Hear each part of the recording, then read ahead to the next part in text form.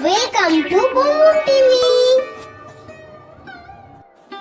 নমস্কার বন্ধুরা, বোমবুম টিভির পক্ষ থেকে আমাদের আজকের নিবেদন একটি নীতিমূলক গল্প, কচ্ছপের দৌড় প্রতিযোগিতা।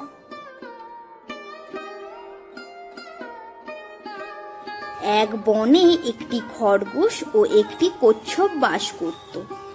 তারা সারাক্ষণ একে অপরের সাথে ঝগড়া করত।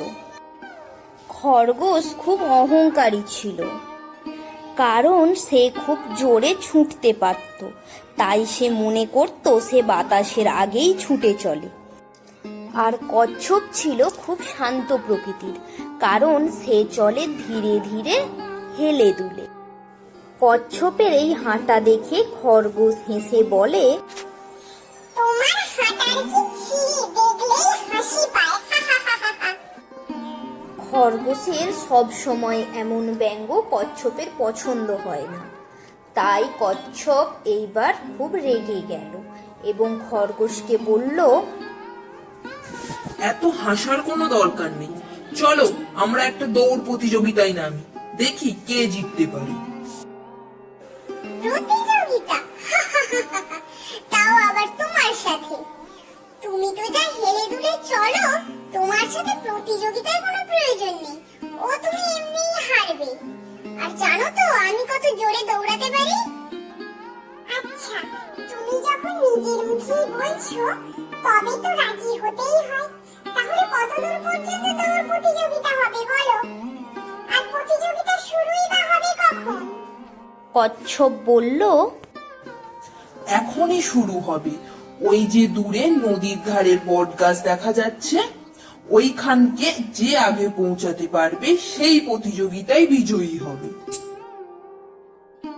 এই বলে প্রতিযোগিতা শুরু হলো। যেহেতু খরগোশ খুব জোরে দৌড়াতে পারে, তাই সে এক লাফে অনেক দূরে চলে গেল।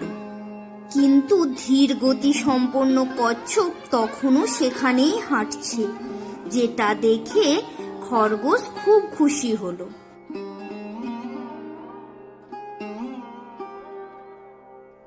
সেদিন প্রচন্ড রোদের তেজ ছিল, তাই খরগোশ জঙ্গলের ছায়া দেখে ভাবলো, একটু বিশ্রাম নিলে ভালোই হয়, যা গরম। আর তাছাড়া কচ্ছপ আসতেও এখনো অনেক দেরি, একটু আরাম করা যাক।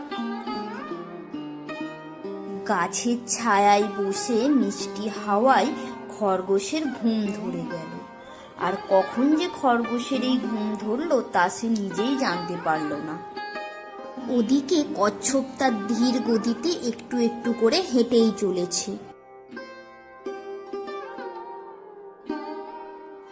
এদিকে বেলা পড়ে এলো। তখন খরগোশের ঘুম ভাঙলো। সে চারিদিকে কচ্ছপকে খুঁজতে লাগলো। কোথাও খুঁজে না পেয়ে ছুটে গেল নদীর পাড়ের দিকে। নদীর পাড়ে গিয়ে খরগোশ দেখলো তার অনেক আগেই কচ্ছপ সেখানে গিয়ে বিশ্রাম করছে। এই গল্প থেকে আমরা এই শিক্ষা পেলাম যে ধীর ও স্থির ব্যক্তিরাই প্রতিযোগিতায় জয়লাভ করে। আজকের গল্পটি কেমন লাগলো তা কমেন্টে জানিও, আর লাইক ও শেয়ার করতে ভুলো না। সাবস্ক্রাইব করো আমাদের চ্যানেলটি পরের নোটিফিকেশনের জন্য।